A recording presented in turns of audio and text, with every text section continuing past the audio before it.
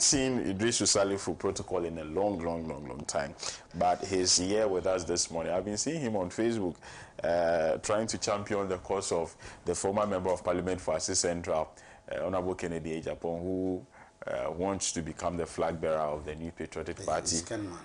Yes, he is. Oh, I lie. Good morning to you, Mr. Bless. Let me also show courtesy to my brother, Dr. Ramsey, and of course, my uncle and father, Honorable Ibi Fusini. I think that politics in Ghana has become what somebody would describe as a complex business. So, on that basis, I think that it's about time that people who want to govern this country must ensure that certain issues are addressed to the extent that the problems of the people are addressed. That, for me, should be the core mandate of any other leader that wants to govern this country. So yes, this would serve as my preamble for you are coming back on board. Otherwise, because you have not seen me for a long period of time, I was engrossed in so much academic work, and I think that it's about time. Indeed, I have fulfilled some kind of some part of the bargain in terms of my education, but I'm also looking towards engaging or what's it called, going into another form of education. I think that as human as we are, people need to develop themselves academically or whatever it is, so that at the end of the day, you become an impactful person towards the society and your family at large. Alaji Fuseni, always a pleasure to have you on a Friday morning here at Pan-African Television. As you always say, Pan-Africa is home. No matter how disenchanted the old soldier is, he will never shy away from the barracks. Alaji, good morning. And on top of that, you don't show an indigene the way to his house. Ah, exactly. So let me say a very good morning to your good self, to my brother and subject, a Moshiman who I will take. He was greeting me. He had to go there. He was greeting me Anula when he should have said Dasba. Dasba. So it means that he's seriously lacking in the basic Dagbani language, and so I will take him to Kanvle for 6 months. That is where the Moshi's direct to go. My brother Idris, I salute you. The decision to improve yourself is a very laudable one, and I would urge that you pursue it to its logical conclusion. If you sell yourself for half penny, they'll buy you for nothing. So it's always important to improve yourself and go for the highest that is possible. Great. Except that I've always told him that he's in the wrong party. He should come back home. Now that the Billy Ghost leg is broken, he will trace his way back home. Let me say good morning to our viewers out there and to the belated Republic Day celebration, one of the most important in the annals of our country's history. So, belated as it is, I would still want to wish Ghanaians and the entire African continent blessed. This Republic Day, its ramifications and others went far beyond the borders of this country to the remotest corners of Africa. So I would want to say a happy Republic Day to every Pan-Africanist, every African on this continent and in the diaspora. And of course, as usual, to the Brichina people of the Sanaro constituency. I say that's what to all of them. Right.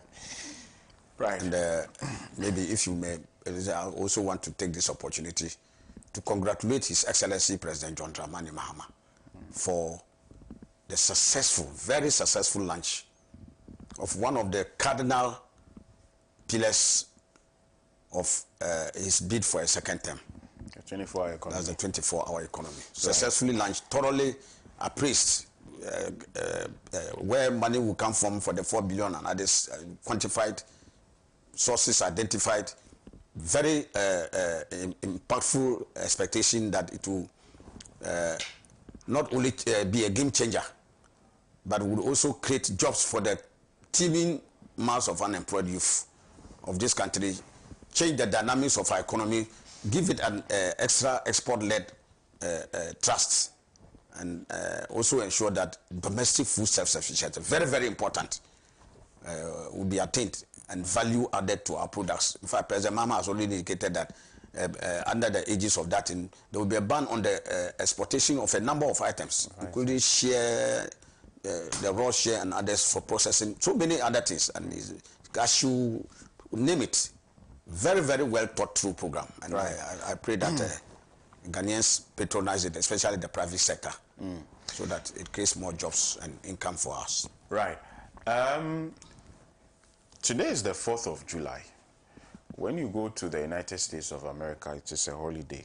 America is 249 years old today. In the 1700s, I think in 1776 or so, that's when America attained independence. But I was having a conversation with an American friend yesterday. We spoke briefly about the significance of today in America's history. And he said, yes, today is America's 249th birthday, but it was the Independence Day of some Americans. No, so that was what he said. It was the Independence Day of some Americans. Black people were still under slavery, despite the fact that they had attained independence. And it continued for a long time. You know, it continued for a very, very long time until the likes of Abraham Lincoln, and then later on, the likes of Martin Luther King and Malcolm X, they were at the forefront against the fight, they were the forefront against, slavery in the United States. But we are not going to focus on the U.S. this morning. We are also looking at our own struggle as a country. The 1st of July, 1960, was when Ghana attained Republican status. Until then, from 1957, the 6th of March, to 1st, or the night or the eve of 1st July 1960, Ghana was independent, but not entirely, because the head of state was still the British monarch, the British Queen, Queen Elizabeth II, and Kwame Nkrumah was prime minister, or the leader of government business, if I should put it that way. So this is a day that is so very important to us, because on that day, we rid ourselves of that arrangement that saw the Queen as head of state and Kwame Nkrumah as head of government. We had celebrated this day every single year until the Electoral administration took over and decided to, tweak things a bit. Decided to do away with 1st of July and then make 24th of August Founders Day. Founders ''S. People say that 4th of August, yes, that was the day in history that the UGCC was formed, and also the Aborigines Right Protection Society. But the day has been reinstated. I'm going straight to Alhaji A.B. Husseini. What exactly does this mean for the Ghanaian people? I know this was one of the promises of President John Dramani Mahama when he was campaigning to become president. But what does this really mean? This back and forth and everything about the Republic Day. And then I also want to find out if it is going to stay, or another government will come in future and then decide that, look, we are still going to change it. Thank you very much. You rightly started, on the 6th of March, 1957, after decades of struggle against colonial oppression, Ghana attained a singular distinction as being the first country south of the Sahara to attain independence. Bless, that was an epoch-making event, an event of global ramifications. For the first time, a black African country had overthrown the colonial yoke and assumed unto itself the mandate to determine its own affairs. So this had widespread implications for the bid of the African continent, undoubtedly touted as the richest continent on the face of this earth, to begin to assert itself and possibly place in its stead the opportunity to bring the continent together, to harness its resources for the benefit of the poverty-stricken African people, who, in spite of living in a continent dubbed as the richest continent, are the poorest people. So like the great legendary Osagyefo said, Kwame Nkrumah said, it is not Africa which is poor. Africa is the richest, but it is Africans who are poor. So that 7th of March was a giant step by all indications in overthrowing the colonial yoke and opening the country out. And more importantly, sending a signal to other African countries that they are capable of attaining the status Ghana attained if they had visionary leaders and were united in the struggle to overthrow the colonial yoke. And so, not surprising, it was followed by Guinea. Indeed, Secretary, the French saw Kwame Nkrumah's lesson as bad for the French Empire. So they decided to clamp down and to do some cosmetic reforms. Loi cadre, they started some kind of those who did political science. French assimilation. The assimilation was the first one. Then it came with loi cadre and all those other things. Decided to hoodwink them to continue to remain under the French orbit. But Secretary had imbibed Kwame Nkrumah's values, and so the French proposal of a referendum in 1958 to try and rein in French territories from going independent. All the other French territories voted yes in the referendum, only Secretary and Guinea. It was only Guinea which voted no. No meant they wanted their independence. So the French stripped Guinea bare. Even they said even a pin. They did not even leave a pin in Guinea. They stripped the country bare and placed in its keel obstacles that will make life unbearable for the Guinean people, so that independence will not become attractive to the other French countries. And so this is this education for those who often say that Kwame Nkrumah wasted Ghana's money by giving Guinea a loan of £10 million at that time. Guinea had been stripped bare, and the lesson was to discourage African countries from standing up for their independence. And so if that had been made to persist without any support, and Guinea had collapsed, it would have been a bad lesson for Africa. The legendary Osagyefo, in his vision and in the emancipation of the African continent and African people, gave that so clearly. But notwithstanding all these very important openings, like you pointed out also, Ghana was not fully independent. We had attained, if you like, a bit more than nominal independence. But the Queen of England was still the head of state of this country. In other words, the performance of duties of the head of state, including presiding over parliament, issues of ceremonial occasions when independence is going to be celebrated, it would rather be the Queen rather than the Ghanaian prime minister or president, who will go to the parade and inspect the troops and do those things. If the Queen is unable to come, she will send a representative to come here and parade over our affairs. And we're still supposed to be an independent country. So it was totally unacceptable to the leadership of the country then under Osagyefo, Dr. Kwame Nkrumah, and the CPP. And so further intensification of the struggle led us to July 1st, 1960, when Ghana fully attained its sovereign independent status and completely, I don't know whether this English is correct, did away, or you completely, because you can't say completely or completely do away with the colonial administration, for Ghana to become fully independent, sovereign, and self-reliant. So clearly,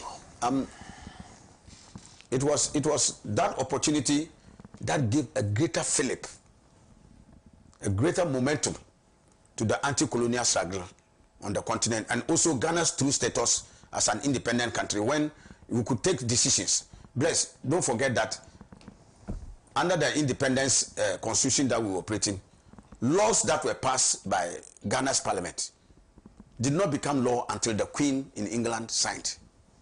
So if you send a law passed by the sovereign parliament, the elected representatives of the people of Ghana,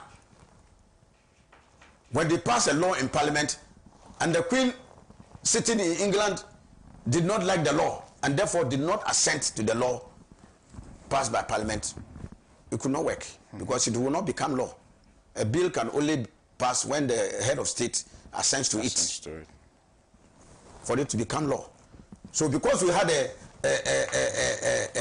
constitution that was predicated on the head of state being the Queen and the prime minister being the head of government, that arrangement did not make it possible for us to have to spare speedy taking of actions to accelerate the pace of development in our country. So there were times laws were passed, they had to wait for a considerable period to return from the UK with the assent of the Queen before they became law. So clearly, when we did away with this in 1960, July 1st, speedy accelerated development took place, and many people across the world can bear eloquent testimony to the accelerated economic development under the CPP led by the legendary, illustrious, visionary Osagyefo Dr. Kwame Nkrumah. So clearly, bless, it's a mark of, for many people, shock. Many people were shocked that when President Nana Akufo-Addo came, he decided that this very, very important, historic national day should rather be relegated to the realms of a commemorative day, and instead chose to elevate an innocuous, relatively subdued matter of August 4th on the formation of the UGCC. And people say the Aborigines Rights Protection Society. No doubt, you cannot take it away that they did not contribute their quota to the anti-colonial struggle. But when you put them in context, bless, the UGCC was an empty shell until Osagyefo Dr. Kwame Nkrumah came back from the UK. It was Kwame Nkrumah who breathed life into the UGCC. In fact, many political connoisseurs have even said that the UGCC, after its launch, was relegated to more of a tea-drinking petty bourgeois elite in Sopon. It was Osagyefo Dr. Kwame Nkrumah who came, and in fact, under the recognition of the Grant and some members of the UGC, that Nkrumah had exceptional organizational abilities, and that if this young man was brought to the Gold Coast, he could breathe life into the UGC. And that is exactly what happened. That Nkrumah had to come, take the UGCC, and transform it into a winsome political entity by touring the length and breadth of this country to organize branches of the party. There are no branches apart from Sopon and Accra. That's why they were said we were armchair politicians. It was Nkrumah who came and breathed life, energy, momentum, substance into the UGCC and transformed it into a veritable political organization to try and champion the aspirations of the people. So no wonder you see that when Nkrumah split from the UGCC in June 1949 and founded the CPP, and the British colonial government organized the first democratic elections in the Gold Coast in 1951, the CPP and the Nkrumah swept the polls. Even when Kwame Nkrumah was under detention, you know, as a result of the 1948 riots, the rest of the UGCC leaders distanced themselves, but Nkrumah accepted responsibility, and he was incarcerated. So Nkrumah was in jail when the elections of 1951 was organized. Bless. He was in jail, but he stood as a candidate. And you know, when you are in jail, you cannot campaign. Nkrumah could not campaign. But the UGCC and all its people had a field day to do all the campaigns. And bless, look at the results that came. Nkrumah comprehensively walloped, I think, Houghton Mills in Accra Central. The UGCC was comprehensively walloped in the 1951 elections, leading to Kwame Nkrumah becoming the leader of government business and later as prime minister. So I'm just giving this brief visit so that you see where the nature of the important struggle to get us, rid ourselves of this total colonial yoke, to assume a truly independent stature. Only for an independent political party under the aegis of the Fourth Republic, precisely the New Patriotic Party government of Nana Akufo-Addo, to come and relegate this very hard-won prize to the background and instead elevate 4th August. So if you are going to compare significance, 4th August will pale into insignificance compared to July 1st, 1960.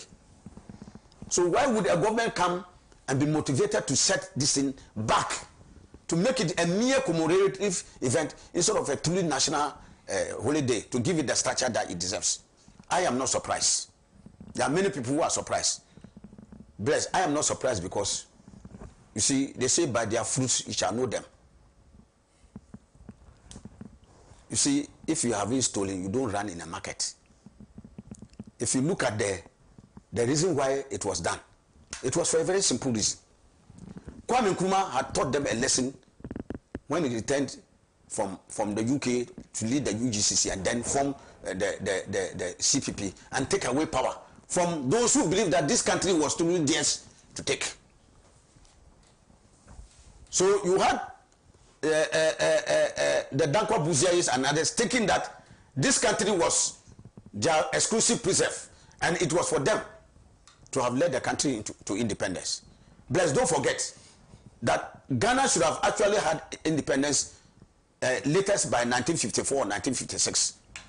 It was the agitations of the Dankwa Buzia group, including Bless, a delegation they sent to the Queen in England to tell the Queen that we are not ready for independence, and to ask the British that these were quotes, why are you in a hurry to leave us? So the quest for independence of the Ghanaian people at that time was seen as an immature thing by the Dankwa Buziais, who thought that we were not right for independence, and so a delegation to the Queen was sent. When this did not work, they resorted to a number of things. I'm sure those who know history between 1954 and 1957, the Martin Mihu movements and others, where they threw this country into chaos and disorder to make the country ungovernable. No. So my contention is that it was just for the purpose of elevating members of the UGCC, members of Nana Akufo-Addo's political lineage to the stature of Kwame Nkrumah, and to reduce this universally accepted and acclaimed state of the Republican status Ghana had attained. That is why he downgraded it. Otherwise, it does not make an iota of sense. And I have no doubt in my mind that it was a continuation of an unfinished business. If you see what happened, indeed, the statue of Osagyefo Dr. Kwame Nkrumah was the only one at the AU headquarters in Addis Ababa. Yeah. Until Nana Akufo-Addo came again. And the same hatred and unbridled attempt to do away with Osagyefo's towering image on the continent came into play again when they went to convince the Ethiopians and others that Haile Selassie, Emperor Haile Selassie was one of the African icons and others. Why is Nkrumah's statue the only one at the AU headquarters? They should add another one. This is a matter of record, which I said it long when Nana Akufo-Addo came to power for 8 years. I said it constantly. They know that is the truth and they could never deny it. So, Bless, taking away July 1st as a public holiday, I am telling you, stem from all these attempts to undermine. They thought that Even with what they had done with Kwame Nkrumah, they even attempted to burn all his books. You can't mention his name. They did so many unthinkable, unspeakable things to denigrate the image and integrity of Kwame Nkrumah. But like the seed of the Almighty, they say that the seed of the Almighty, no matter how devastating the drought is, cannot destroy it. And so they did everything they would do to kill Kwame Nkrumah's name, including as recent as the Fourth Republic under Nana Akufo-Addo's tenure. This thing to relegate Kwame Nkrumah's thing to a commemorative, in fact, the July 1st, which its ramifications go even beyond Africa. I just told you how it spurred the anti-colonial struggle, brought all liberation fighters and others to Ghana here. Ghana was the mecca of African liberation at that time, where all freedom fighters and others came to spare the liberation of the continent from colonial rule. So it will defy any sense that anybody would want to have done this to this important national day. And so I want to take the opportunity to salute His Excellency President John Dramani Mahama.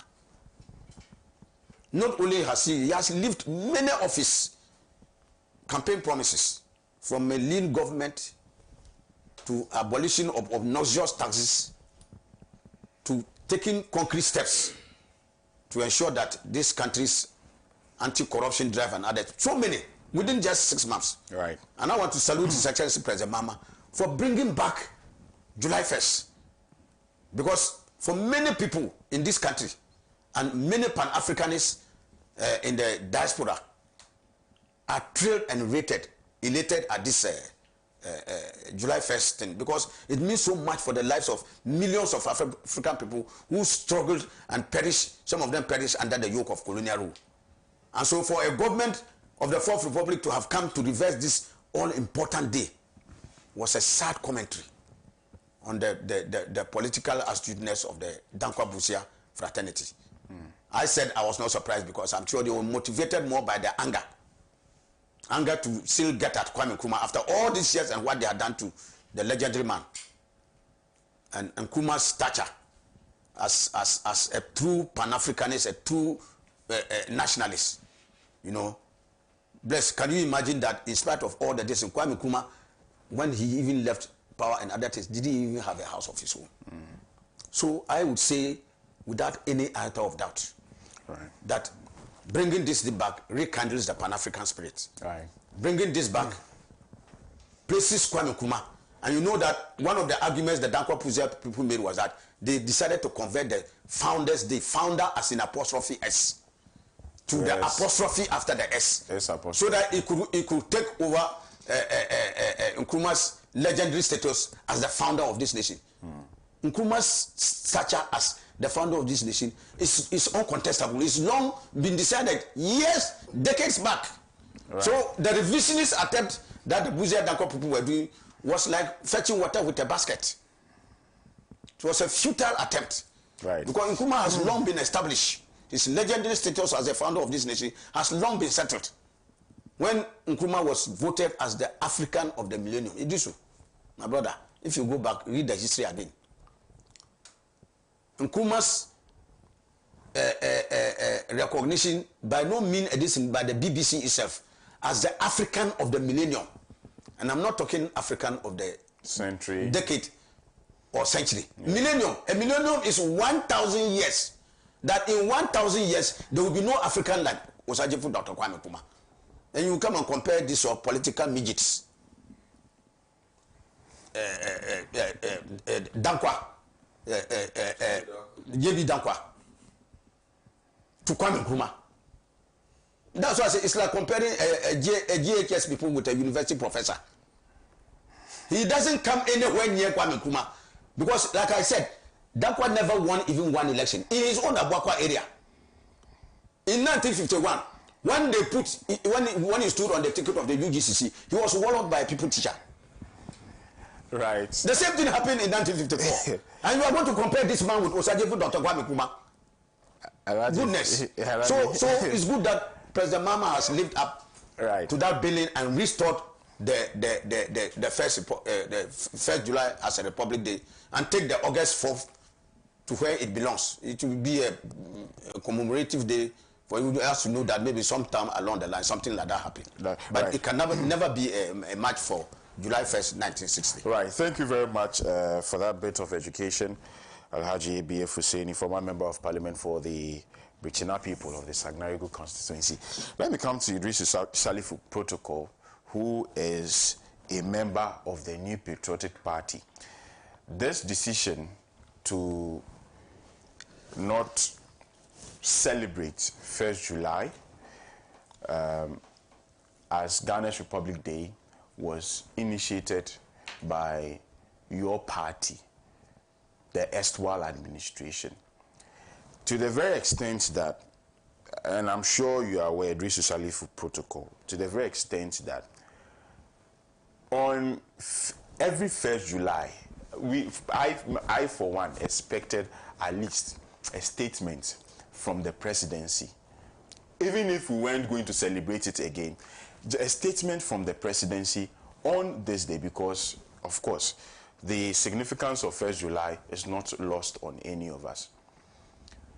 Is it a decision that you agreed with, that 1st July 1960 is Ghana's Republic Day and celebrated every year, was taken away? Or perhaps you align a little bit with the things that, or some of the things that Alhaji B.F. Husseini has said? Yes, Mr. Bless, thank you very much for this opportunity. I noticed that Honorable B.F. Husseini had spoken for close to 20 minutes, if I should say. And yes. Were you keeping the time? I mean, I was monitoring. The program started this thing around 8. You proceed. When 15. Kindly As we proceed. speak, it is 8:55. So you can imagine the lengthy time that you have used. You remember that even the program just started, we started all speaking before. Just even to before I spoke. Oh, but I mean, I let's proceed. All these things are with the time, by the way. I don't think you need to say this. You see, I have noticed that the NDC have had the penchant over the years to try as much as they can to cause a very serious hatred within the political atmosphere in the country, to the extent that they are not able to shy away from issues relating to the fact that Ghana is supposed to be a united state that actually encompasses, or as it were, call for a semblance of unity and togetherness. That is what I want to premise my argument on. If you look at the history of Ghana, and of course, historical dates are very, very significant in terms of a country's growth and development, and for that matter, the independence of Ghana. Now, nobody can take the shine away from people who contributed towards the liberation of the African continent, and, if you like, the liberation of the independence of Ghana. Now, let me take you back to the colonial era, where, because you see, the Portuguese were the first to come to West Africa, and other, countries followed later. What was the reason for this particular kind of arrangement? What they needed was that they saw that there were huge natural resources in Africa, and for that matter, they wanted to explore, or if you like, exploit these particular natural resources to the detriment of the African. Now, they came into Africa and pillaged the resources of the country. That is how come today that African, descendants of Africa are trying as much as they can to go to Europe just so they are able to, what's called, better their lives. So you see, if you look at history and you try to juxtapose it to what people are now talking about in terms of trying to score political points. Now let's go back to the era of 1897. Do you recall the Aborigines Rights Protection Society? That was a movement that was formed in Ghana by no less a person like Kesile Hayford and Mensah Saba. You see, Mensah Saba had the effrontery, the zeal to go to the crown, queen in England to make a case for the fact that Ghana needs to be protected, and the lands, and the land mass within Ghana are supposed to be the sovereign property of Ghana. Now, look at just dating back to that particular period. So you see, we cannot, and we ought not to try to want to say that this person contributed much and this other person also didn't contribute much. Look, in the struggle for independence for Africa, there were a group of intellectuals and philosophers that came out and started, as it were, writing pieces of poems and literatures just to drum home the fact that Africa needed to be liberated. You know, it made mention of David Diop, Leopold Sédar Senghor, and all of them. They were, at the end of the day, were referred to as the negritude philosophers of Africa. That, for me, is very important. So, for me, if you look at the history, let's come back to Ghana and look at the precipitating factors that led to the independence of Ghana. You would agree with me that, yes, certain key and prominent people within the country as at that time played critical roles. Of course, he mentioned Power Grant, etc. and co. His Excellency, the President, and I'm referring to Dr. Kwame Nkrumah, was very, very significant in the independence process, just as other members that we now call the Big Six also contributed. For me, what I want to avert people's mind to is this particular fact. The issue of that particular idea that, look, let us try to carry all of them along, such that we shy away from this particular issue of political tagging and casting insinuations, and this one was what you call a hypocrite, this one fought, and all that. That for me is insignificant, because at the end of the day, all of them suffered. Yes, we cannot have all of them as it were being the president of Ghana as at that time. Somebody need to lead, and that was the reason why when Kwame Nkrumah, presented himself and he was voted, he became the first president of Ghana. Nobody can take that away from us. But to try to make it look as though some people were demons, they were not in any way trying to bring people on board, or they were anti-Nkrumah, you know, it begs the question, because the fundamental question is that who were the proponents of within the Big Six that actually saw, you know, the organizational acumen of Dr. Kwame Nkrumah, and for that matter, they invited him over. You would definitely tell me that elements within the within the UGCPP were those who actually called for him to come down to also join in the struggle for independence of Ghana. So for me, yes, whether it is apostrophe S or no apostrophe S, I think that people actually contributed in their widow's might in all that they could to be able to ensure that Ghana become, you know, a state with a particular sovereignty that Ghanaians are capable of ruling themselves. So for me, that should be the focal point for which the discussions must go. Otherwise, you may be inviting people into unnecessary kind of historical antecedents and trying to see, to point out certain ills that happen, etc., etc. I am not ready to do that. But the decision, or if you like, what the wisdom with which our former president Nana Akufo-Addo did was to see how best he can galvanize the support of every Ghanaian or all Ghanaians, so that we drop this particular nonsense of intellectual debate about Dr. Kwame Nkrumah and the other Big Six and all that. That for me is the wisdom, or was the wisdom for which that particular idea was mooted, just so that we are able to come together as one people with common destiny, trying to reshape, or as you like, put the perspective very forward, so that people will know that it was not just Dr. Kwame Nkrumah that unilaterally won us independence. It gave, or it included, the likes of other people that also contributed. I am not going to go into people who died in prison and all that.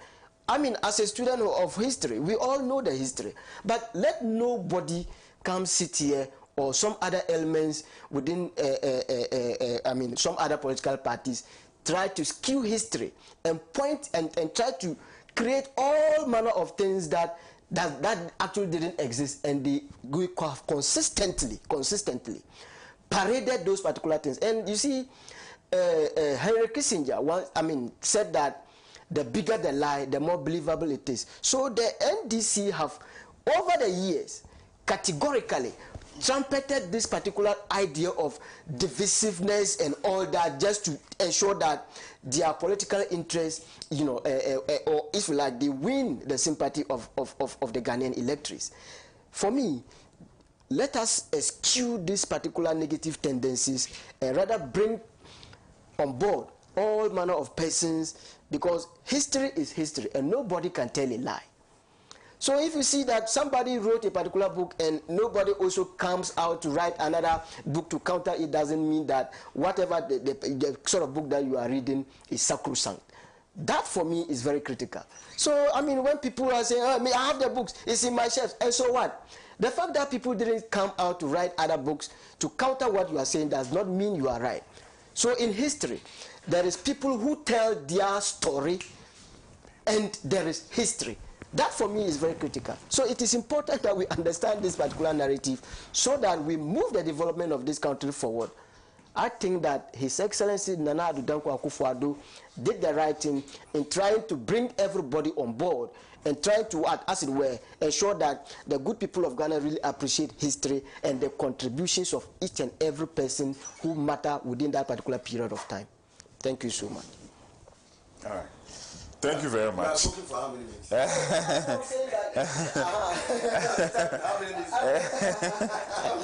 Right.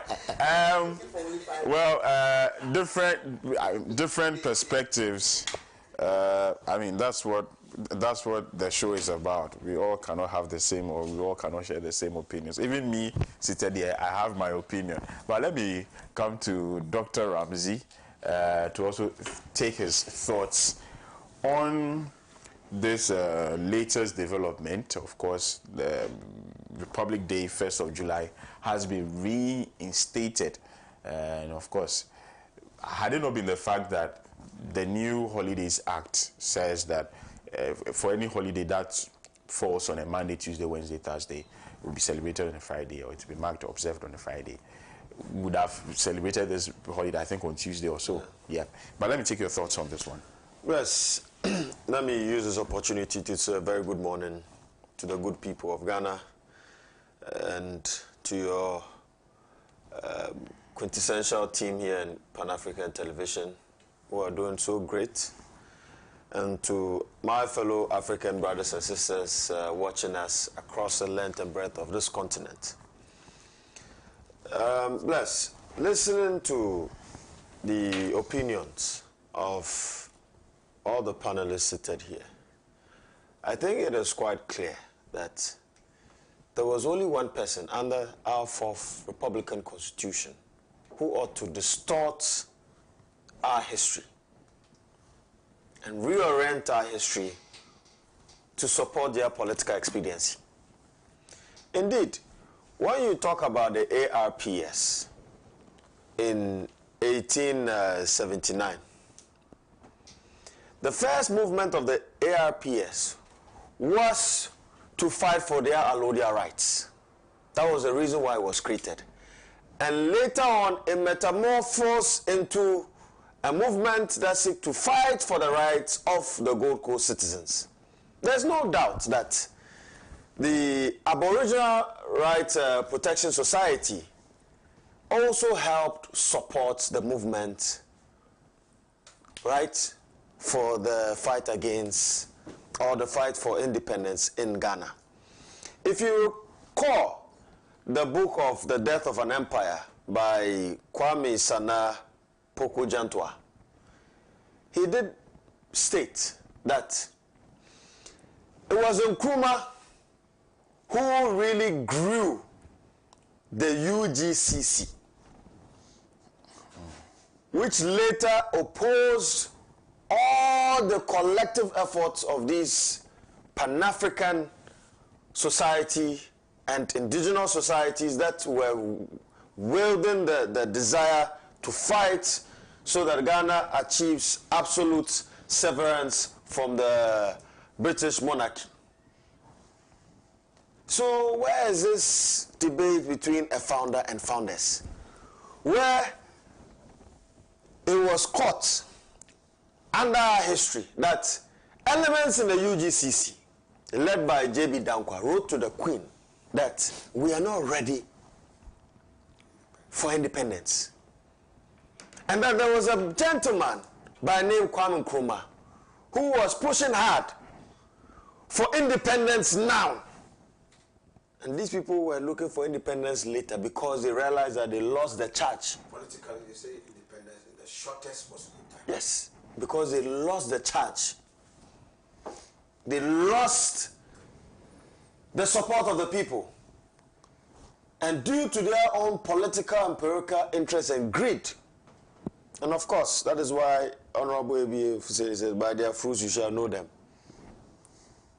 Today, now for Republic, we have tasted the fruits of the UGCC.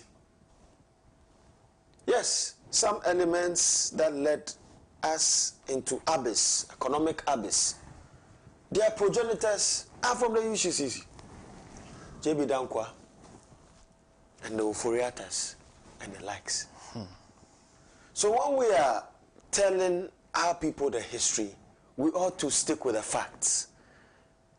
Not unlike, yes, last week or so, somebody also tried to smear or change the history of this country into saying that the killing of the judges happened in 1981 and that the conspiracy to kill the judges happened in Edu Lodge, which is not true. Bless. And so there can only be one founder in our nation's history. If indeed, in the wisdom of the leaders of our Fourth Republic, J. Kufuor and the likes, ensure that our new currency, when we changed into the new cedis, had the pictures of the big six in there. Should show you that, yes, indeed, President Mahama also adapted the same thing, President Mills and all that. Show you indeed that, yes, they have accepted a form of flawed history. Because in our history, there's nothing like the big six. The Accra rout that happened in 1948, right, was as a result of the instigation by certain elements, right, to fight for the rights of our people. And elements in the UGCC, J.B. Dankwa, Oforiata, and co, denied any knowing or knowledge of such instigation or conspiracy to cause mayhem or chaos in Accra. And it was only Kwame Nkrumah that accepted that, yes, indeed, I am behind this because I stand for my people. And in high seas or low seas, I will die for the people of Ghana. That is what leadership is about. And if we celebrate such a figure, not only in Ghana but in Africa, on a singular day, it is quite disingenuous, bless, to try and remove 1st July and take it to the 4th of July, where, 4th of August, where the UGCC was founded. What is the significance of the UGCC in our country's history? Utterly nothing, if not a bunch of people that seek to plot against our dream, the dreams and aspirations of our people to attain independence.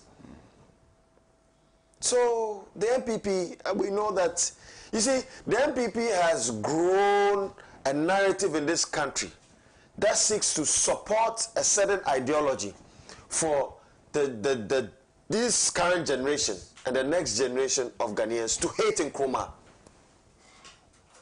Yes, they have pushed that agenda for so long, an agenda that seeks to perpetuate the ideology to hate Nkrumah and to just cause some disaffection for Kwame Nkrumah. But you can never change the past. History has it that Kwame Nkrumah is the founder of Ghana. and indeed the founder of the liberation of the African continent, together with heads like Haile Selassie, Sekou Toure, Patrice Lumumba, and the likes. And so for the MPP to come and try and disorient our history, I think is quite unfortunate. They've plundered our economy into abyss, and they are trying to change our past. God knows what they will do next. Bless. And so I think that all the speakers have given all the historic antecedents in regards to the significance of the celebration of 1st July. I think that I want to commend President Mahama for upholding to our country's history. And indeed, bless, as Deng Xiaoping said, it doesn't matter whether the cat is black or white. As far as it catches mice, it is relevant. And so I thank him for that. Right. Thank you very much. I'll take time to do a few messages because I've received a number of them. Let's quickly go to Facebook.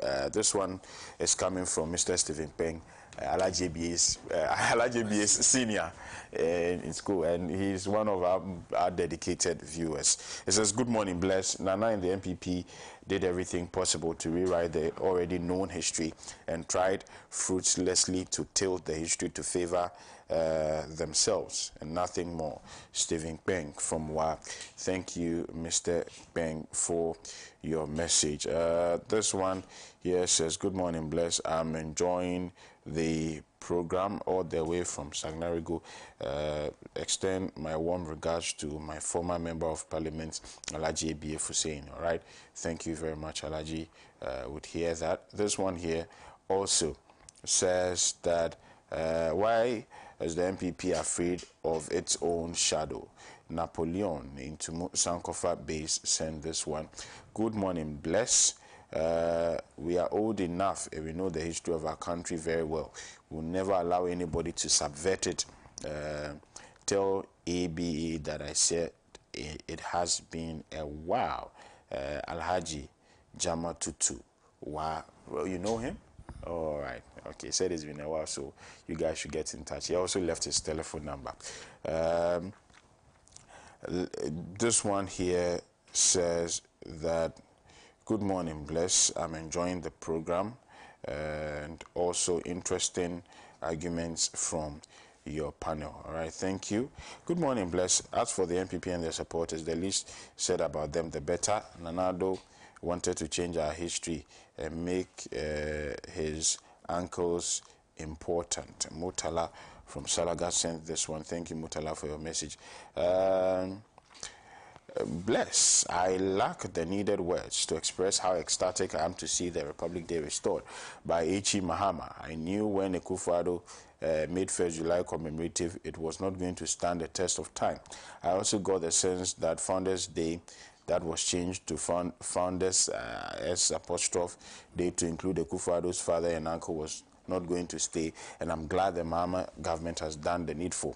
While I'm excited about the sterling performance of Mahama's government, I'm not enthused about the fight against galamsey by this government. I urge Mahama to declare a state of emergency on water bodies and forest reserves and stop dilly-dallying. We were promised by Mahama in 2024 that LI2 forces to be revoked, but what are we witnessing? Charles Ichampo from Sefi in the Western North region. Thank you, Charles, for your message. Let me do a few more, then we proceed to our next topic for conversation. "Good morning. July 1 is now a statutory public holiday. I guess 4 has been removed from the holiday list. Nanado's former president of Ghana cannot change our history." Jones Papolin sends this one. Thank you, Jones, for your "Please allow the NPP to pursue their program. They think they are right. Allow them to dig their own hole into which they will fall." Issa from Wa send this one. Thank you, Issa, for your message. "Good morning, Bless. is it good that these holidays are restored? Remember, the suspended CJ just 2 days ago wanted to distort history to favor herself. The MPP cannot distort any history. Shame to the MPP plus their CJ. Regards to Alhaji Abi Fuseni. Suglo K. Ibrahim from Nadoli Kalio sent this one. Thank you, Suglo, and many thanks for always tuning in to do the watching. Good morning to you and your panelists. Please, the current government have to prove the message is not so clear. Sir Bukari from work, if you can please put your words together better and send to me, I'll be more than pleased. I didn't get the first part of your message. Right. Good morning, Bless. Where is Bernard Mona and lawyer Beatrice Anand? We are trying our best possible to get Comrade Bernard back on Friday. You know, he was the flag bearer of the PNC, and of course, with that position, he couldn't have been here anymore. But we are trying to, get him back. Beatrice Anand, I think, is on the board of the Bank of Ghana. That's all I know. Let me read this last one. She's at the presidency, but she's also on the board. She's at the presidency. She is one of the appointees in the office of the president. Oh, okay. You are not aware. Beatrice Anand. No, but I also thought she was on the board at the Bank of Ghana. Yes. Yeah, but she's her first appointment was at the office of the president. Okay. Yes. Yeah. Is it bad? But bless, least I forget. No, the way I wanted to make it to us. Don't forget that there are other foot soldiers that can equally occupy such positions. Oh, okay. You understand? Right. Yes, exactly. Least I forget. In 2010, in view of the centenary celebration of Osajifo Dr. Kwame Nkrumah, the 2 CD note was introduced. It's been long since I last saw it. They've taken it out of the system. Or they are taking it out. They took it out. The MPP government took the 2 CD notes, which had Kwame Nkrumah's face. But to be fair, yes, the arguments on that 2 CD note, I know a little bit about it, is that because it was commemorative. It wasn't supposed to be. It was commemorative because of. Are you saying that it was supposed to be introduced and taken away? Taken away. That's the argument. That was the argument. It was a commemorative denomination. It was part of the Ghana's currency in circulation. It was a legitimate currency and then take it away. Yes, it was a deliberate attempt to fade away our history. It was part of Ghana's and the visibility of Dr. Kwame Nkrumah now. It was a vindictive part of the MPP's agenda to deal Kwame Nkrumah. Well, right. Otherwise, they should have taken all the currencies away. Oh yes, even the one with the big six, because there's nothing like the big six. Well, right. Let's proceed to our next topic for conversation. Let's look at the Ablekuma North by-election. It's been how many months since December 7? The people of Ablekuma North still do not have a member of parliament. It gives me memories of what happened in Central Kofi Akpa, Fululubi, and Likpe South, where for 4 years they did not have parliamentary representation.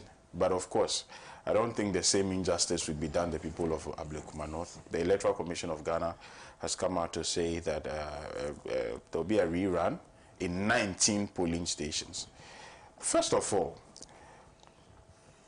I thought, and I'm starting with you, Dr. Ramsey, on this one. First of all, I thought the EC could still go ahead to declare results if they had a particular number of, if they had results of a particular number of polling stations, a particular percentage, which would not necessarily have any effect on that.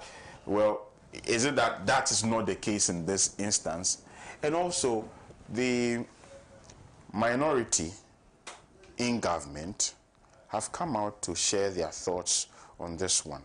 And let me read what, just briefly, just a sentence of what Justin Frimpong Kodia, the MPP's General Secretary, has said. He said, there is a high possibility that the 2028 election and indeed all subsequent general elections in this country will be very chaotic since the NDC have shown us the easier way to win elections. Justin Frimpong Kodia, MPP General Secretary. Afenyo Markin, who is the minority leader, has also said that the EC has taken this decision in order to please a particular group of people so that they keep their jobs. Do you share, similar sentiments?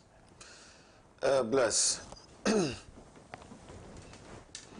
It's quite unfortunate to hear such remarks from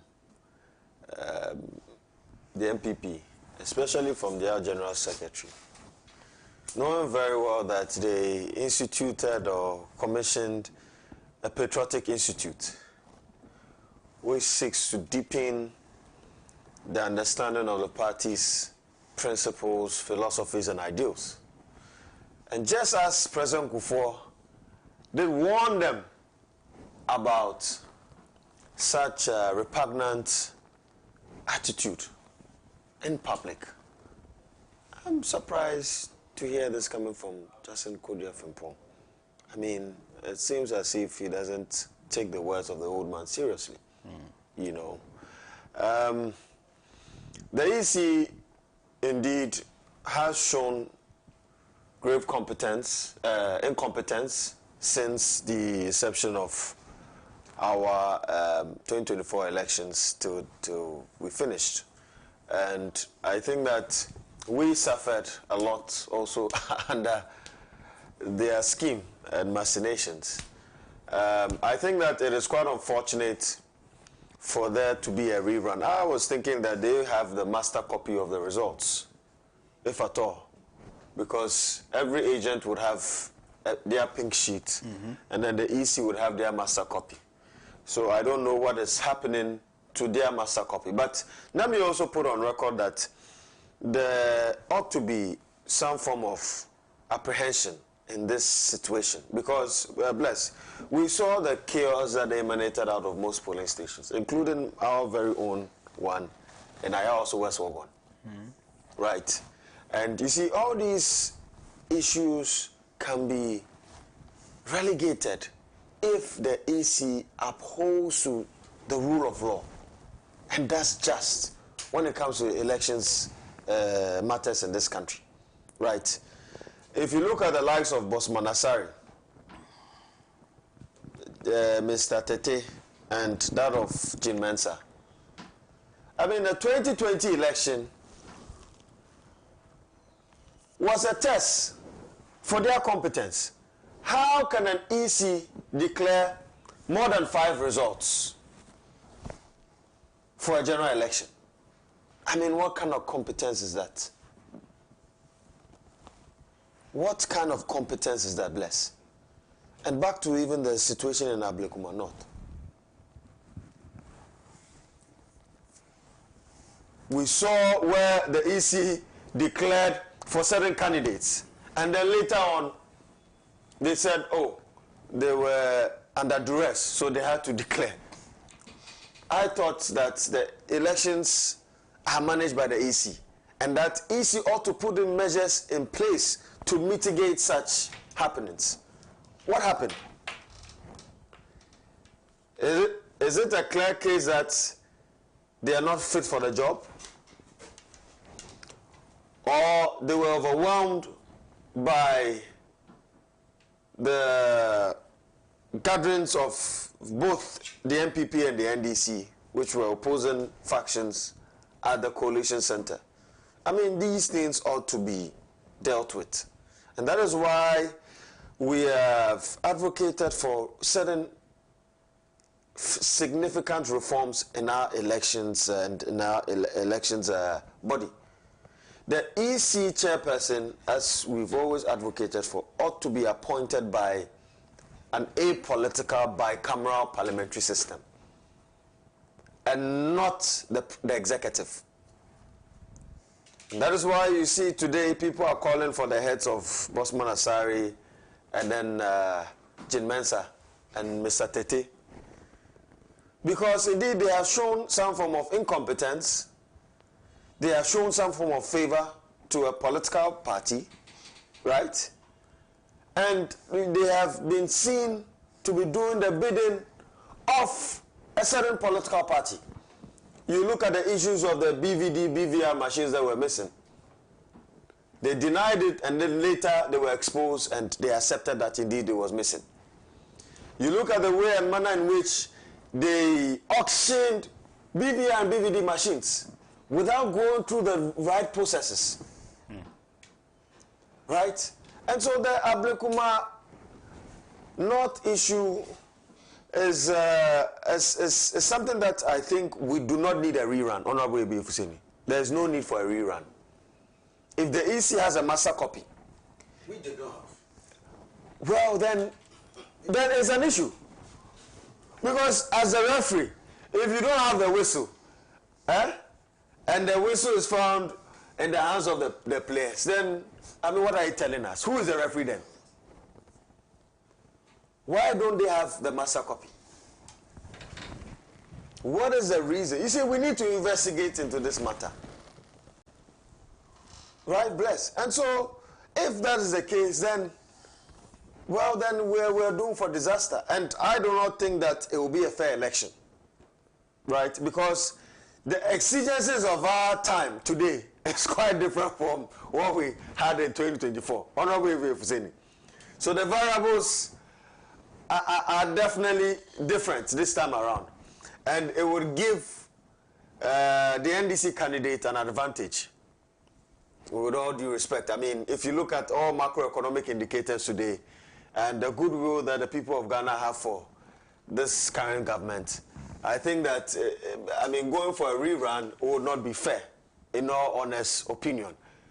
I am looking at how best we can extrapolate the master copy from the EC, which they have to provide. They cannot tell us that they don't have a copy. They cannot tell us that. They were paid. They had all the state apparatus to ensure that they conduct a free, fair, and transparent election. So what are they talking about? They have no excuse. Otherwise, then, heads would have to roll. Otherwise, then, we need to prosecute certain people.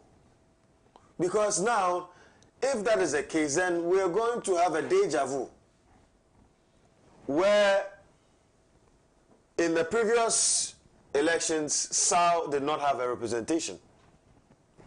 Right? The people of SAU didn't have a representation. And if that's the case, then I can foresee that happening. And so we need to really look at how we, I mean, do manage our elections in this country. There's a lot of tension. There's a lot of chaos. Democracy is not about that. Democracy is about fighting for the right principles and ideals and ideas. Right? Not what a certain political elite said, democracy is dibi namin dibi. No. Chop, make a chop. Chop, make a chop. No, that is not democracy. That's chop, chop. Chop, chop. Chop, chop, okay. Chop, chop. That is not democracy, bless. It is about what we can, I mean, argue in terms of the best ideas and let the best idea win. That is what democracy is. And if we want to uphold to this system of governance, we need to stop inciting our people against each other. I mean, invoking tribal statements, religious statements, right, against each other. It is not healthy for the cohesion of our country and our people. And so if we want to mean well for our country, bless, these matters have to be looked at from the constitutional and the legal aspect, where in the future no head from the EC and its commissioners should be appointed by the executive. If I am going to play a match and it is my home stadium and I have the advantage or opportunity to appoint a referee, do you think that I'm going to appoint a referee who is in bed with my opponent? Of course, I'll appoint a referee who is going to sing to my praises and do my bidding. And that is what we've had in our fourth Republican dispensation. And that is why we are championing and we are advocating for a bicameral parliamentary system that will be apolitical, that will be made up of non-state actors, that will be made up of various significant people and groups in our country, so that they would have the mandate to appoint heads of various independent constitutional bodies like the Electoral Commission chairperson and then other commissioners of the EC, so that collectively we can have a politically neutral body that will be able to conduct elections in this country. As it stands, the EC chairperson, she votes. And all the commissioners also vote, which is their civil rights, right? But indeed, they have an interest. Bless. Who did they vote for? Who did they vote for? Who did they vote for? You understand? And so if the executive is going to appoint these people, then it's an issue. And that is why the MPP will come out with such a statement like this. And I'm telling the people of Ghana not to really listen to such statements or rhetorics, right? I mean, after they kept us in hunger for so long, plundered our country into abyss, you come and you want to incite chaos and violence, and you think that the best way to win an election is through violence. Yes, I do not also condone the actions of the NDC in the various polling stations, right? Yes, I also condemn their actions, because it should not be the case that elections should be muddled with violence and chaos. That would lead to the death of innocent people in this country. We saw what happened in Techima South. We saw what happened in the north, right? We saw how people were beaten ruthlessly, even in our own collation center constituency in Aya, also West Wogon. And we don't want to continue this path of democracy. We want to progress as a country. We want to build stronger institutions. And the only way we can do that is to have some form of legislative and also comprehensive legal backing to ensure that all these bodies are politically neutral. Right. Bless. So that we can have a strengthened democracy and uphold to the tenets of democracy as a form of governance to leapfrog the dreams and aspirations of the Ghanaian people and to ensure that our people are alleviated from poverty to prosperity. But if we continue on this path, then we are doomed as a country. Honorable Ebi Fuseni. And as political actors, we should declare our stance on the current or the past and the current political dispensation of our country that is muddled with chaos anytime there's an election. We don't want to see that. Let us trade, use the energy to battle our ideas, and let the best idea win in our elections. That is what democracy is about. And it's not by the gun or using cutlasses and guns in polling stations to chastise and put your opponent under duress. No, that is not the way forward. And so, bless. We need to educate our people, and we need to ensure that we have some form of national cohesion, irrespective of our political affiliation. That is the only way, indeed, we can enjoy the fruits of our country, because we only have one Ghana. Today, countries like Sudan, look at what is happening in Sudan today. The Sudanese people do not even know peace. They don't have peace. Look at how a lot of women and children are displaced, right? Do we want to go towards that path? No. Right. Right. Thank you very much, Dr. Ramsey. Protocol. Let me hear from you. Your party, well, I don't know, what's the position of your party on this particular matter? And also, I know the position of the MPP parliamentary candidate for that constituency. She has said that she rejects the calls of the EC for a rerun. Does it mean that you may not contest that election at all? Well, thank you very much, Bless. Let me start by saying this. I want to call on all supporters of the New Patriotic Party to rise up and resist this particular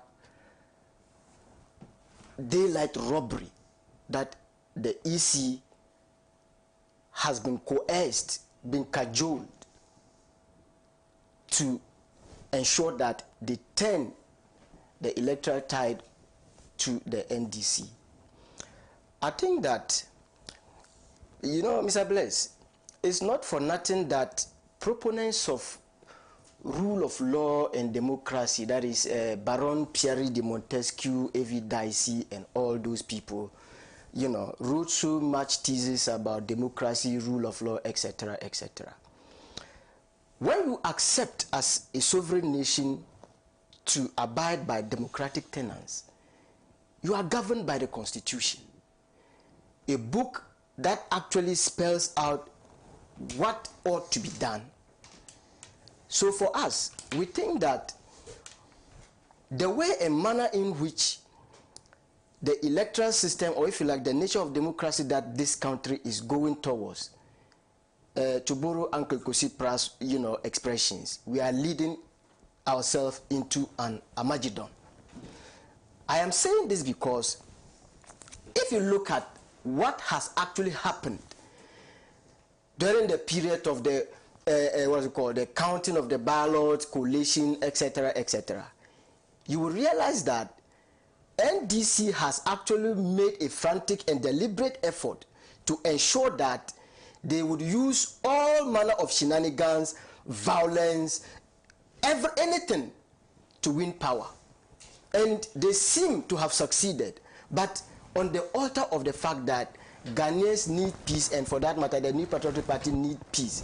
That is how come this particular country seems to be in a very, you know, sound footing.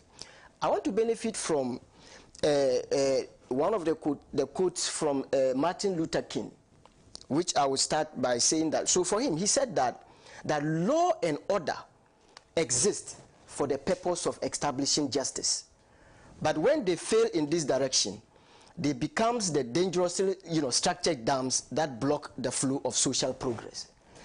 That, for me, is very, very critical in our democracy today. Now, I would want to yield to the what's it called, the press conference that was read by the General Secretary of the New Patriotic Party, and my emphasis would fall within paragraph 4 and 5 and maybe in 6. Please just give me your attention and let me read this particular thing for you to understand.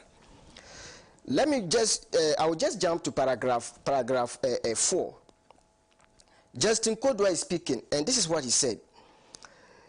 It would be recalled that the High Court in Accra on 4th January 2025 granted a mandamus application filed by the NPP to compel the EC to conduct its constitutional and statutory duty of completing the constituency collation exercise in 4 outstanding constituencies, which were Ablekuma North,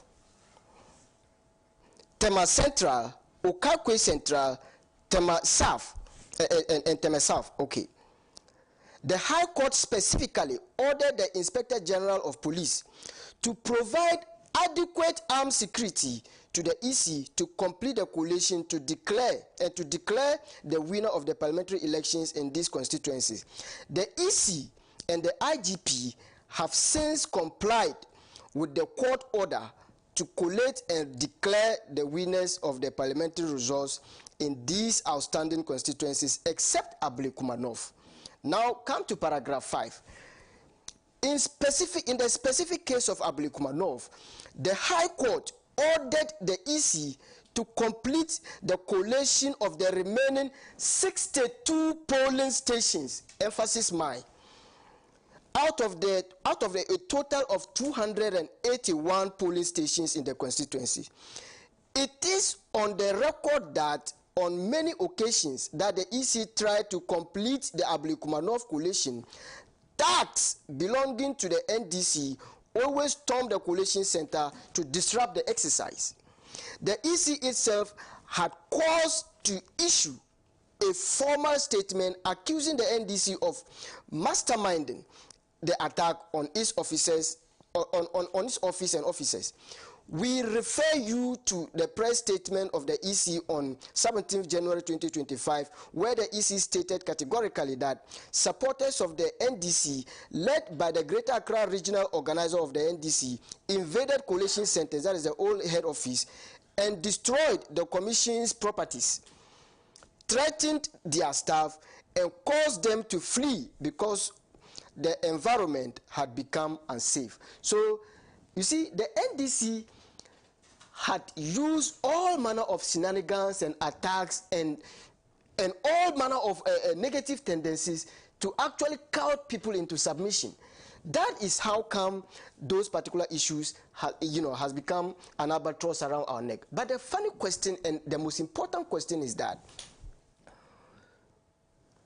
since when have we decided as a country or as a political party or as an institution to jettison the orders of the court?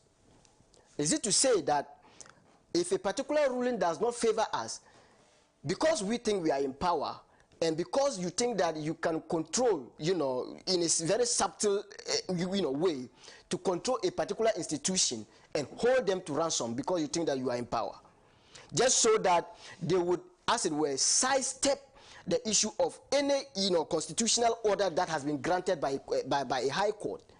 Do you think this is fair? Do you think this is fair?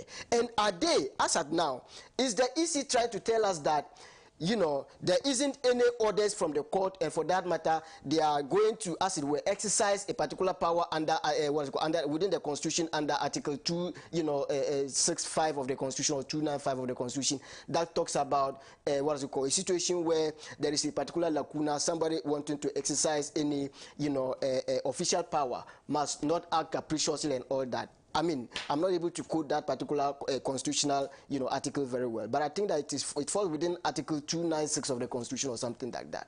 So for me, this is a very critical issue that the EC must wean itself from any form of intimidation and carry out to the latter. Because at the end of the day, if you do this and you think that you are creating a very good atmosphere, you are wrong.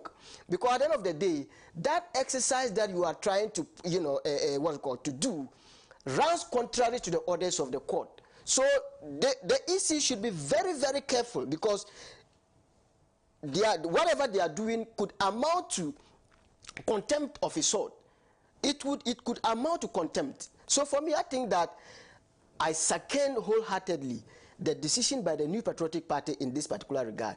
The EC must come clean and ensure that they apply the court orders to the latter. Otherwise, the NPP also have a strategy, and the strategy is very simple, which I will not say that at the end of the day, we want to see the law being manifested to such an extent that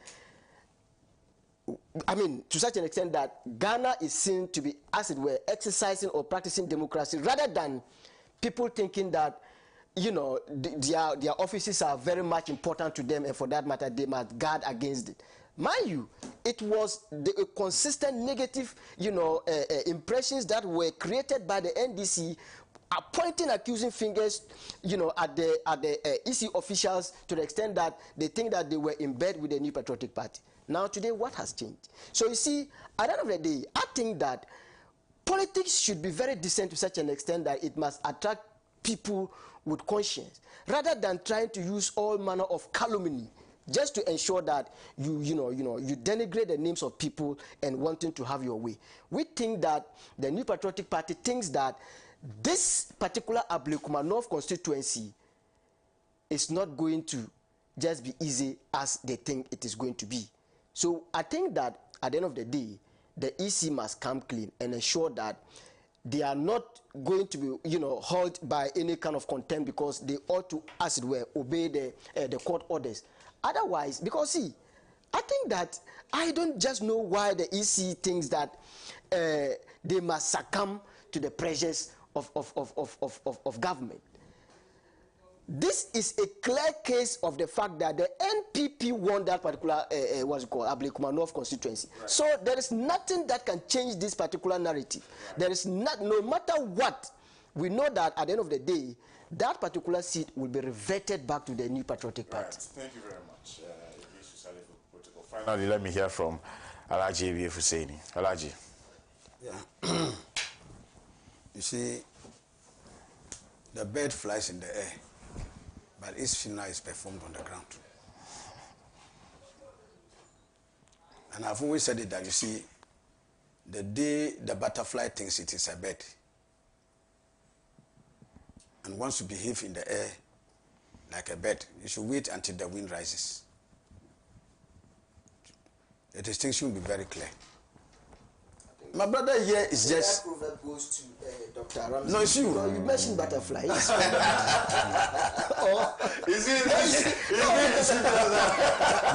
That's a smart one. You are here declaring resource.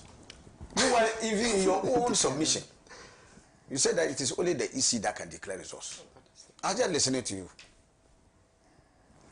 Because you have declared that the MPP won the Ablekuma election. Is that not what he said? I'm sure you heard that. How did you arrive at that conclusion that the MPP won the Ablekuma election? No, I don't want to. What is the figure? You won it by how many votes? You don't have it. And yet, you see the contradictions in the presentation. That you people are creating. No, but you just said it here. I'm just checking. I'm not point. trying to interject. If you look at what happened, I have barely started. Oh, but you see, so that's why I want you to resist the temptation. Not the temptation. I haven't invited you. No, but you are inviting me. I haven't invited you. I've taken your statement. If I have misquoted you, you said I've misquoted you. You say that by your own decision. No, listen to me. I just took you on your own words. I'm giving you a taste of your own medicine. You said the EC is the only body mandated to declare election results. Yes. Not so? Yes. And then you have sat here and declared the Ablekumanov election results and given the verdict to the MPP. Haven't you done that? We know that. Haven't you done that? And you, so I'm just saying that I'm just pointing to your own internal contradiction.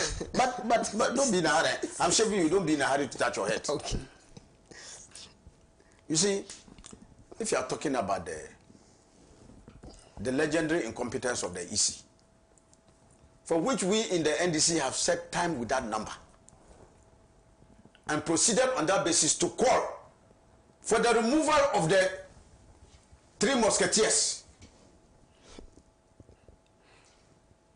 It's something we have not done in secret. We have done it openly, cognizant, and believing in the sanctity of our case, believing in the cogency of the arguments that we make. And Ramsey alluded to one of them. Which electoral commission? We have had electoral commission chairpersons in this country. Which electoral commission chairperson has declared one election result multiple times? Where has that come? Go back to the 2020 election. I think on the 10th of December, was it 9th or 10th of December? When Madame Gilles made the first declaration and gave 51% to Nana Akufo-Addo, they came around and corrected it was erroneous. Where did she get the authority? Show me where, in which part of the constitution she has a right to come and amend his election results.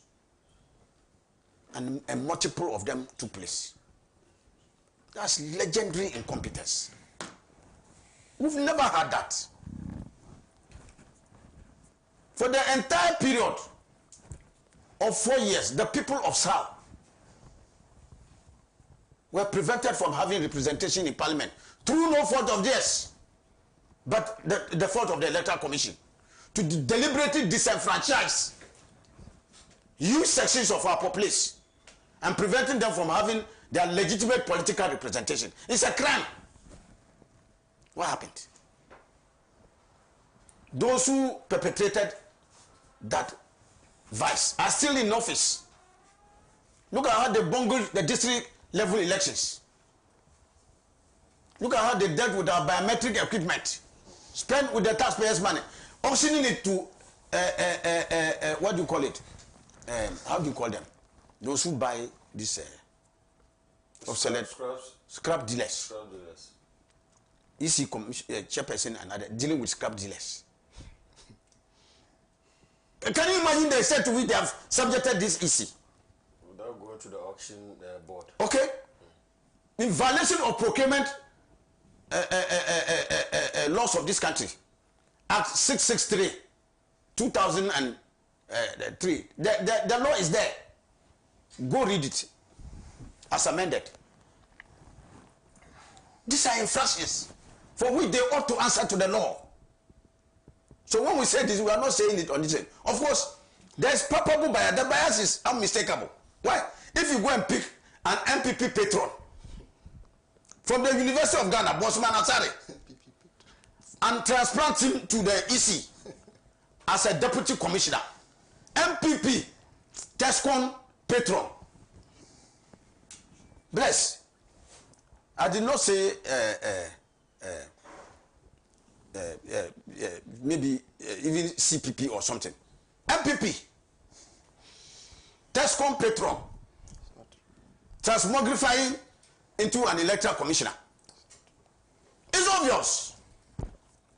How do you invite the hyena to your crowd and said it should not have a relish of your fresh meat of your animals?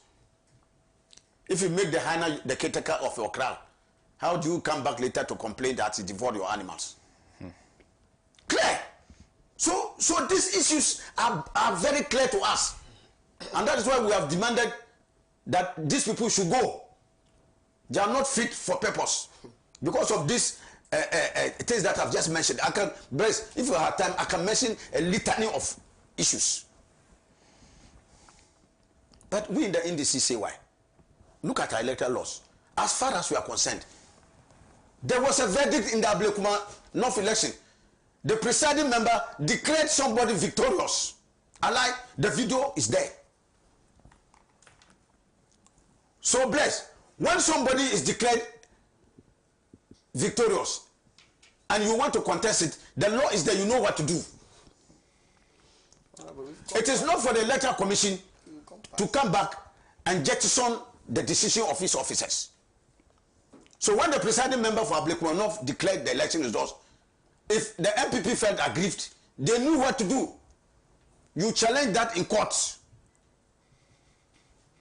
But somehow they got the EC leadership, which have always been sympathetic to them, to come and jettison the result. By coming back and say, 67 police stations were not properly declared.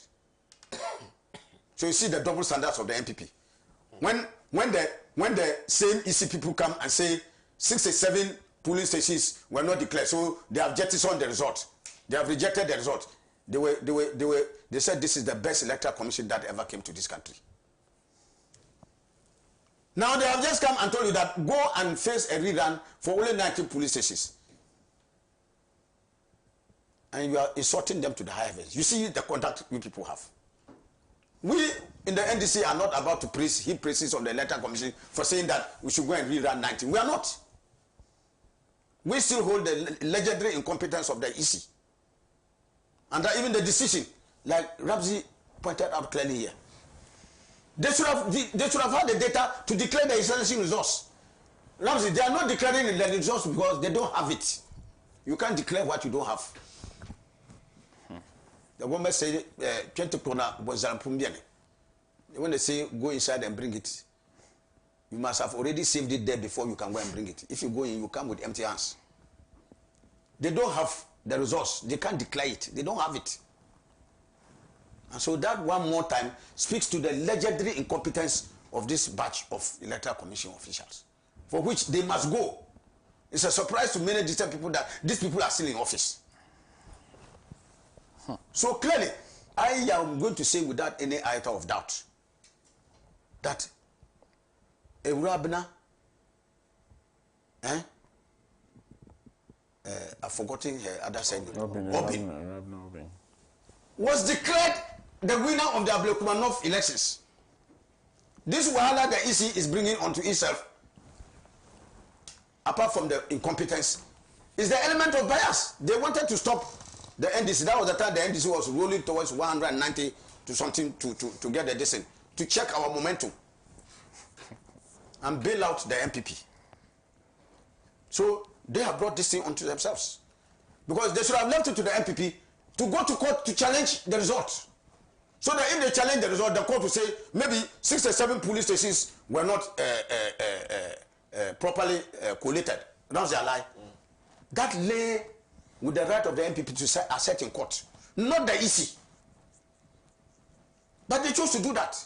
And in doing that, they established a precedent. where they think that they can set aside the results of an election and order a rerun. You were happy with that. Today that they say go and face 19, and the MPP see that they are going to be comprehensively walloped. They are fleeing with their tails between their legs because they can't go and face the election because Ghanaians have not finished punishing them. I hear that they are struggling to make some, they say, and come back early. They should wait. Their light will be extinguished even before they come. Ghanaians will comprehensively, they will never forget the colossal mess into which you sank this country and devastated their lives. And instead of having the humility and courtesy, sobriety, to be humble, eat humble pie, and apologize, and seek forgiveness, show remorse, so that they can think of you in the distant future. You are there having a posture of pomposity, haughtiness and capriciousness that you can railroad your way through with this thing. Look, the day the fowl dreams it is dancing damba. You know damba? Mm-hmm. The dream is sending it into the cooking pot when it is rolling around the cooking pot. So I want to say without any iota of doubt that in as much as we have our problems with the Electoral Commission, which is not gone away, because can you imagine an Electoral Commission chairperson, deputy chairperson, describing a political party as a danger to democracy in Ghana? Bossman Asare described us in the NDC that we are a danger to the country's democracy. Can you believe that? Even my brother here will take exception to that discussion. I don't know why you always keep on referring to me and no, because you are the agent of the NPP no, here. But you see, a whole lot of issues that you are saying which are incorrect in a way. But what is incorrect? I don't want to interject. I'm not saying that. The beauty of this discussion. I use your own decision. So you make your analysis. Be that as it may, yes. I am saying that we should not. I heard somebody send you a text saying that we should allow them to dig the hole because they will fall in it. It's not all the holes they alone falling.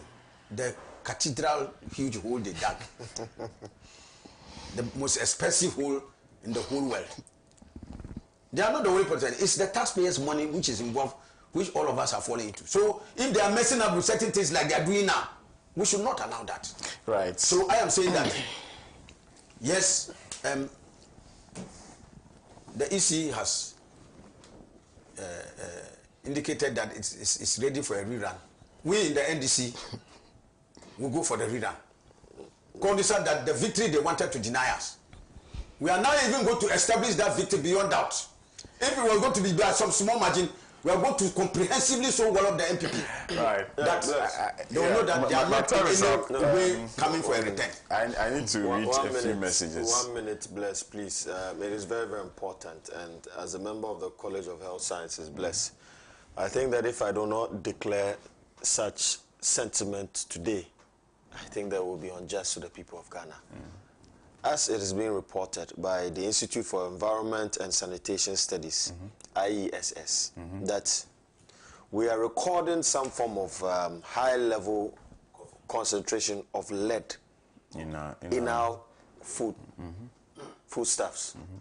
Be it plantain, cassava, garden eggs, and pepper harvested within the eastern region.